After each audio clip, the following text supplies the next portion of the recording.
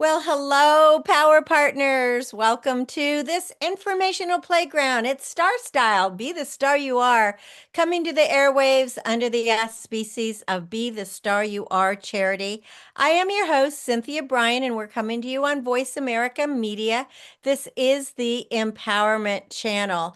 In today's show, we're going to be talking about the gifts for the garden and also grifts. So you have to be careful because I have suggestions to help you jumpstart for a joyful holiday gifting while helping you sidestep those seasonal grifts. So you can learn how to spot horticultural scams. And I have several new books from other authors, and I also have books for myself, but also tools that I will tell you about, and these can enhance your gardening endeavors. And then in segment two, do you know what home hardening is? And do you know why it's necessary? Especially in areas where there are wildfires, it is really important to remove combustible materials and create fuel breaks and reduce hazards. And actually, in many places, it's becoming mandatory. So I'm going to tell you how to follow fuel mitigation standards. The miracle moment for today is brought to you by Be the Star You Are, the website for Be the Star You Are charity, and it is the season of giving, so consider making a tax-deductible donation. Also, if you buy any of our books, and we have a special on the website, it is all tax-deductible. BeTheStarYouAre.org. This is from Earl Nightingale. I'm grateful for the opportunity to live on this beautiful and astonishing planet Earth. In the morning, I woke up with a sense of gratitude. I love that one. Now, beginning the my talk about garden gifts and grifts. This quote is from Marcus Cicero, and I love this because I feel I don't know, I really relate to it. And what he says, Cicero says, if you have a garden and a library, you have everything you need. And I'm sitting in my library looking out at my garden as I'm talking to you right now. So we're still in autumn and it's unfurling its crimson, gold, and pumpkin colored tapestry. This is the season of gratitude, and it's starting to settle in. On my property, wild turkeys strut through the landscape like they own the place. They gobble and gossip while leaving behind deposits of fertilizer that I gratefully accept as their rent. And at dusk, they flap into my oaks and pines to roost. They're not exactly garden gifts, but I am very thankful that my rural refuge is a blend of human habitation and untamed wildlife. I do live kind of in the boondocks on a farm. Now, with the holidays fast approaching, it is time to talk about gifts and unfortunately, grifts. While we are browsing for thoughtful presents to delight the plant lovers in our lives, scammers are working overtime to fool us. There are slick new artificial intelligence tools that have made it unbelievably easy to fabricate convincing fake plants. Yes, fake plants. There are bogus websites, and this is what gets me the most. Too good to be true botanical discoveries. This year, as you make your list and you check it twice, I have some suggestions for real treasures to help you avoid the frauds. Now, over the years, the gifts that have thrilled me the most have always been nature connected. One memorable Christmas when my son was in college, he rolled up with a truckload of boulders. Yes, real, authentic, heavy rocks, because he knew I was building a dry creek bed. And another year, he delivered 18 bales of hay for the barnyard, along with a baby lamb that I had to feed with a bottle because it was a bummer lamb. In other words, its mom had died. I love that lamb. And then my daughter gifted me tools, books, and two baby goats.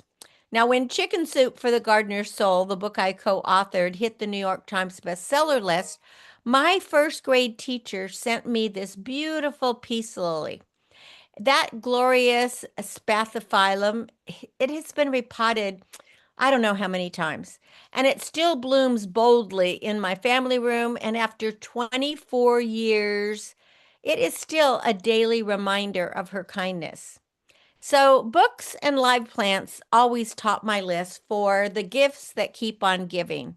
They inspire, they teach, and they literally grow. And as a proud member of GardenComm, which is an organization that I belong to for gardeners who are communicators, I reached out to fellow horticultural authors whose works can help any gardener cultivate beauty. Now, these books are available at your favorite bookstore, they're available online. But if you want autographed editions, I suggest that you go directly to the author's website. And I also have a fantastic tool that I found incredibly helpful and a service that I use that can rescue you from most chores. Now, I will be talking probably next month about living plants that will brighten any home for the holidays, but I wanted to keep this not too long. So, but before I unveil my Goddess Gardener's gift guide for 2025, I want to address the darker side of this bright season, and that is unfortunately the garden grifts. This is unbelievable to me because who would have thought there would be fraudsters in the garden? But they are flooding the marketplace with AI, in quotes, rare, unusual, or recently discovered plants, and they are accompanied by exquisite, impossibly perfect photos of specimens. Now, these swindlers, they create these polished e-commerce sites and they lure you in with these really spectacular plants. And then after they extract your money, they vanish without a trace. And by the time that you realize that the plant you purchased is non-existent, the players have disappeared. There's no recourse for your monetary investment. So, I want to just give you some ideas on how to spot and identify these potential scams before you fall for them. I call it spam spotting. First of all, when you are looking at photos, examine them really closely. Be wary of any absolutely perfect photos that look probably more like a painting or even like a fantasy novel cover. If it has glowing leaves or hypersymmetrical patterns or neon colors, it is probably AI generated.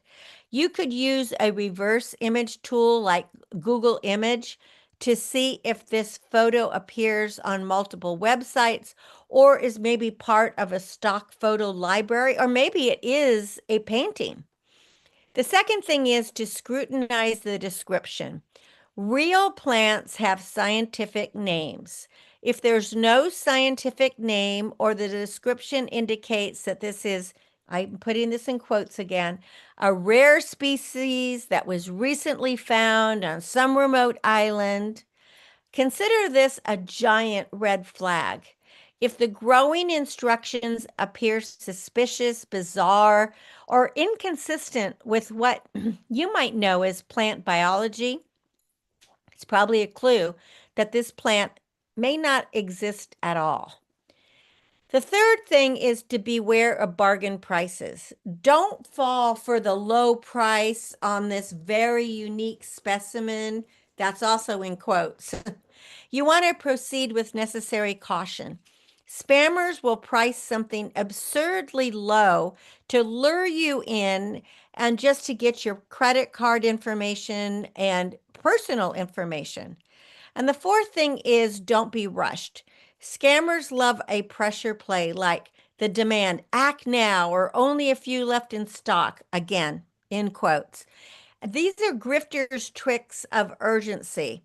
Just pause, take a breath, verify, do your diligent homework by searching other sites to see if this plant is a real plant and then compare prices if it does. And beyond these basics, you always want to check the seller's profile. Read any reviews. If you can, see how long they've been in business. Do they specialize in horticultural and garden elements? Because reputable nurseries closely and clearly explain how they pack and ship items. A promise like worldwide shipping in 3 days, that's fictional, and that is a flashing warning sign of a scam. So just remember that guiding wisdom because this is still true. If it sounds too good to be true, it is probably. So protect yourself by purchasing from established businesses with solid reputations, and better yet, purchase authentic, again here in quote, exotic plants from your local nurseries where you will also find expert advice on how to grow your new shiny gift.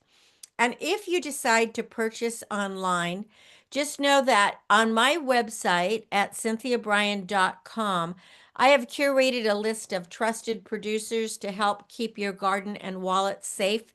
And that website, cynthiabrian.com/home garden products.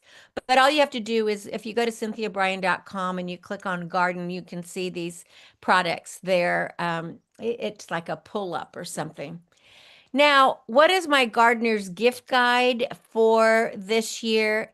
These books are from colleagues that are at GardenComm, which is a community of garden communicators, as I said. And I think these books are so exciting. And I think that if you are a gardener or you know a gardener or you want to give a gift for a gardener, this would be just really spectacular. The first one is called Small Scale Homesteading. It's by Michelle Brunn and Stephanie Thoreau.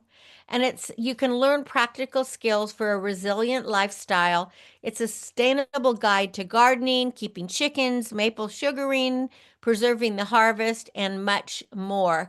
You can find information at forksinthedirt.com. The next one is High Yield Small Space Organic Gardening by Christy Willamy. This is a really good one because it's practical tips for growing your own food in a small space. And that website is gardennerd.com. And it's only one N in there. The third one, and I've been reading this book. I love it. If you love Greek mythology, traveling, the potions and poisons from the Garden of the Gods, I think you will like this one. It's called Mythic Plants by Ellen Zachos, Zachos, Mythic Plants.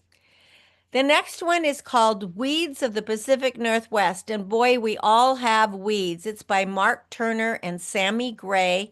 You can find information at turnerphotographics.com because weeds are ubiquitous. And the book showcases 368 unwanted plants and how to control them. The next is called Wonder and Joy for the Wired and Tired by Dr. Pam Stevens Lehenbauer.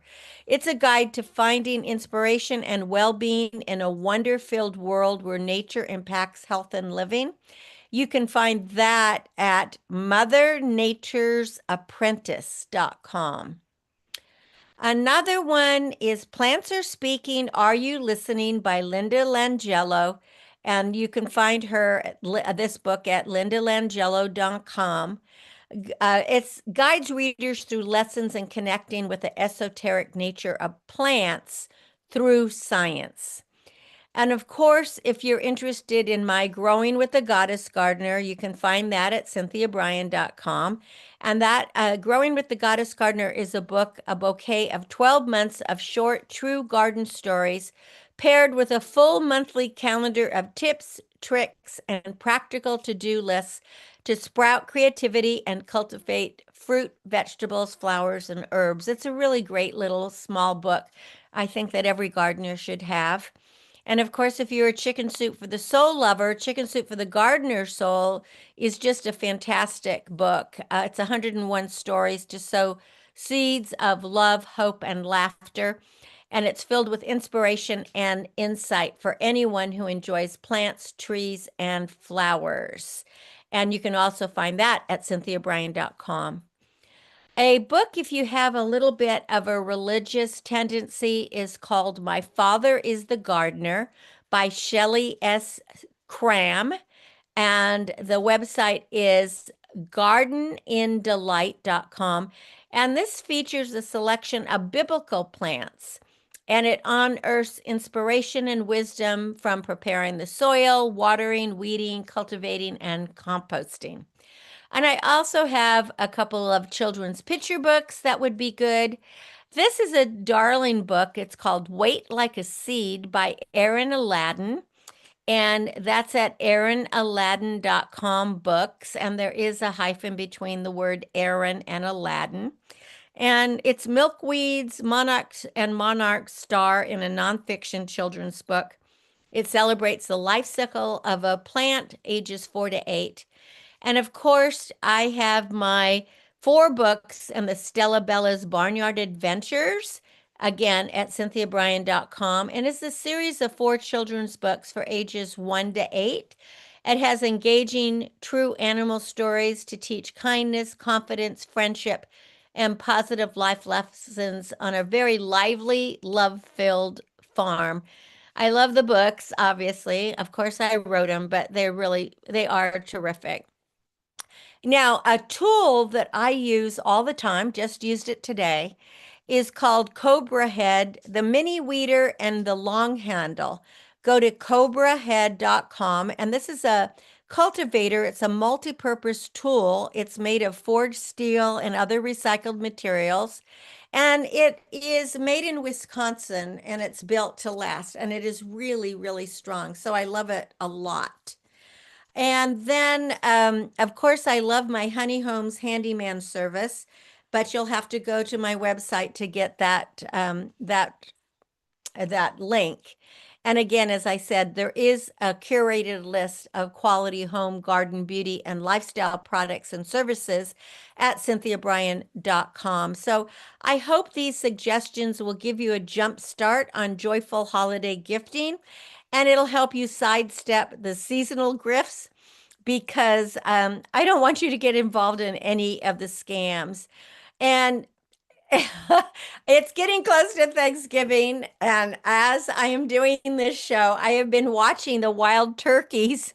They are, now that it's getting darker earlier, they're flapping to the treetops. They're safe from becoming anyone's Thanksgiving entree. So I hope that you will have a wonderful holiday, blissful, bountiful celebration of gratitude. So happy gardening and happy growing and happy week of Thanksgiving. You've been listening to Cynthia Brian. This is Starstyle. Be the star you are. I'll be right back with a business bite, and then we're going to just share with you how to harden your home in case of wildfires. Don't go away.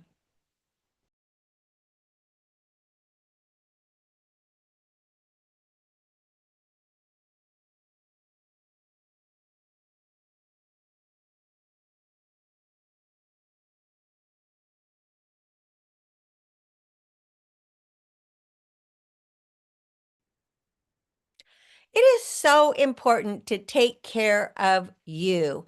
We all have hectic lives of go, go, go, go, go, and we need to remind ourselves to take care of ourselves. Self-care is not only beneficial to you, but it's also beneficial to those who depend on you. It improves moods, brain performance, and provides renewed energy to continue tasks. Give yourself permission to pamper yourself and indulge in things that nourish you. It could be meditating, running, getting a massage, going on a vacation. Find 20 minutes a day just for you. Read, take a bath, dance, exercise, walk in nature, garden. Have a glass of wine or a cup of tea. Do whatever it is that you feel will rejuvenate and feed your body, mind, and soul. and mostly breathe. Recharge yourself. You will be happier, healthier, maybe probably wiser. Remember, you're the star of your own performance. Turn your passions into profits. I'm Cynthia Brian with another business bite from Starstyle. For more information, visit cynthiabrian.com. That's Cynthia Brian, Brian with an I.com. Well, we're back. Thank you for staying with me here on Star Style. Be the star you are. I am Cynthia Brian. I am your host for today. And in this segment, I want to talk to you about home hardening. I'm in California, and of course, with California, we are always concerned about wildfires. And so there have become a lot of mandates lately about what we need to do to and these are actually become year round to harden our homes so that we do not become part of a wildfire. So the first thing is there is a what's been happening is in order to mitigate the fuel and exterior hazards, there's a new requirement and it's called Zone Zero. Zone Zero is 0 to 5 feet from the around your house, the entire perimeter. And it's kind of hard because especially for homes that were built and landscapes already in, it's asking you to take out a lot of things. We're supposed to remove all combustible ground cover like mulch and bark within 2 feet of all structures, and then create a 1 foot vertical clearance from foliage to ground for any plants within 2 feet of the structure. Now, we have to remove all dead or dying trees and or rubbish. That makes sense. And all non-irrigated brush. That also makes sense. And then, but cut grasses and weeds, they have to be cut to a height of less than 3 inches or less.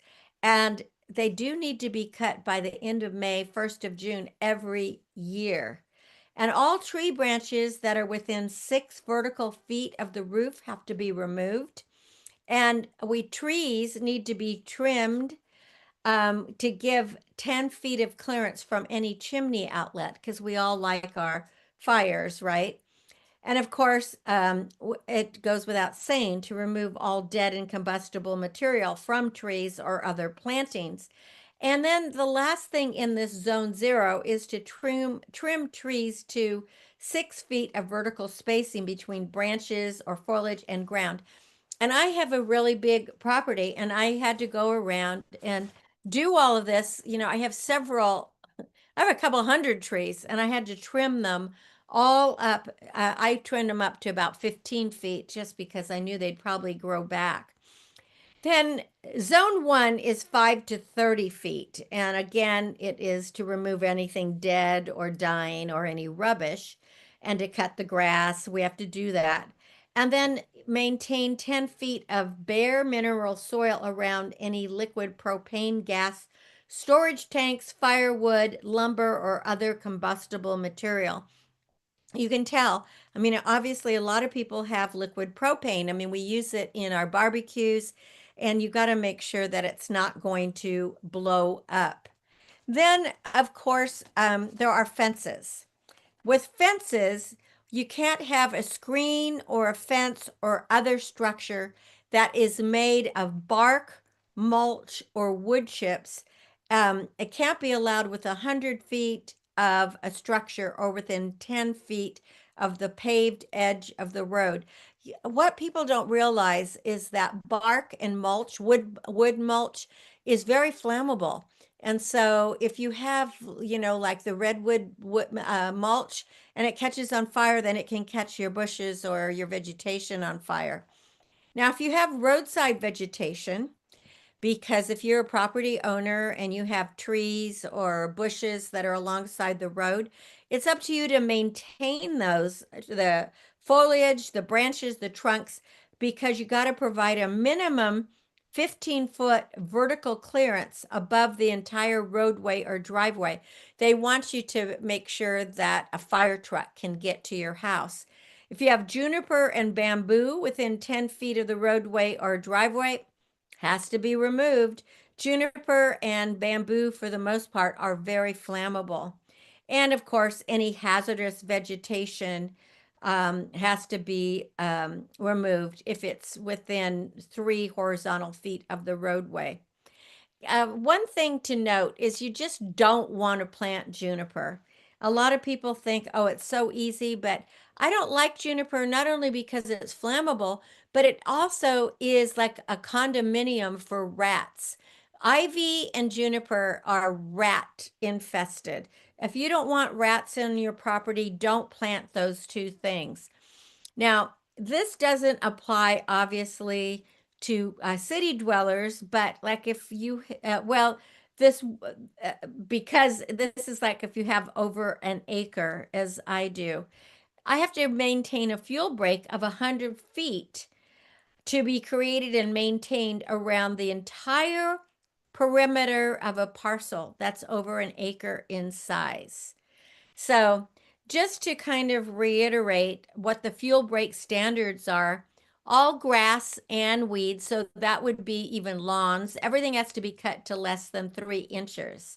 And anything that isn't irrigated has to be removed because you have to have a minimum space between shrubs. Like if you have a slope and I have a hillside, if you're on a flat or a mild slope, that's less than 20%, you have to remove anything that is 2 times the height of the shrub. And it goes on from there. The key is to remove all combustible material, remove dead and diseased or dying trees, and trim those trees, as I said, to create 6 feet of vertical spacing between branches because you don't want what's called laddering. Laddering is when you've got a fire that starts maybe in bushes and then it climbs up to a tree and then it just keeps on going. And so that is not a good thing. You do not want that to happen. So all these requirements that I'm telling you, they need to be maintained year round. And except for the exception of cutting those grasses and weeds, which all weeds and grasses have to be cut to 3 inches or less, by June 1st. Usually it's the end of May. And then also, we have to be careful if you have attached decks or outbuildings because you have to have an ember resistant zone, and that has to be extended to 5 feet out. So, this is all part of that zone zero, and it is the most stringent wildfire fuel reduction. It is designed to prevent fire or embers from igniting materials that can spread to to the structures. So there's also a zone one and a zone two. A zone one they call lean, clean, and green, and that's from 5 feet to 30 feet.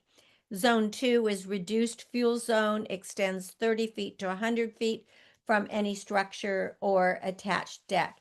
For people who live in cities, you don't usually have that much space, but if you're in a rural area or even some subdivisions, you will have all of that. And so it's really important that you get the requirements from your local ordinance, from your local fire department, and then find out what you need to do. Now, some fire departments and cities, they'll have a free brush chipping service. If you have excess vegetation that's been cut, you can stack it at the curb and they'll come and they'll chip it for you. And then you could have some mulch, but you want to again keep it away from that 5 feet. Another thing that has been implemented in a lot of places is these free ember resistant vent screens, and a lot of fire departments will provide them free for you, and it reduces the chances of flying embers igniting flammable materials in your attic or in your crawl space. And also, there are sometimes if you have a Scotch broom, which is a really flammable plant that grows, in hills and open spaces. some fire departments have a broom puller loan program so that you would be able to pull it out and get rid of it. So, those are just some things for you to be thinking about because we want you to be safe and we don't want you to have a fire if you're in any fire zone as we are here. Well, that is the show for this week. I'm really thankful that you are staying tuned to Star Style, Be the Star You Are. I have a new show here every Wednesday with you on Voice America Media in the Empowerment Channel. You can change your life. You can make your dreams come true. For more information about Star Style Productions or to purchase any of my books, please visit cynthiabrian.com. That's Brian with an I, cynthiabrian.com.